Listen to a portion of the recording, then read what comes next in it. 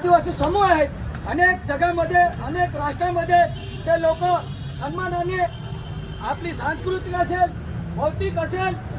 शैक्षणिक असेल, सांस्कृतिक याचं संवर्धन हे आदिवासी समाज सन्मान झाला पाहिजे यासाठी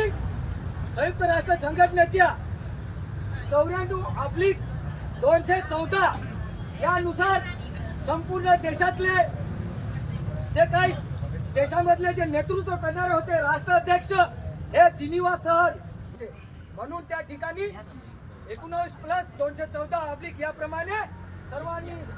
देशाच्या राष्ट्राध्यक्षांनी त्याला अनुमती संपूर्ण पुन्हा एकदा संपूर्ण देशातल्या 194 पेक्षा अधिक राष्ट्राच्या राष्ट्राध्यक्षांनी यांना मान्यता दिली आणि आज हा विश्व आदिवासी दिवस आदिवासींचा गौरव इतिहास त्यांचा सण म्हणून 9 ऑगस्ट हा जागतिक विश्व आदिवासी दिवस म्हणून साजरा करण्यास संयुक्त राष्ट्राच्या अधीन राहून संपूर्ण केवळ महाराष्ट्रात नव्हे केवळ आदिवासी भागामध्ये नव्हे तर संपूर्ण विश्वामध्ये जागतिक आदिवासी दिन साजरा केला जातो। म्हणून आपल्या सर्वांना या जागतिक आदिवासी दिनाच्या आणि रक्षाबंधनच्या तमाम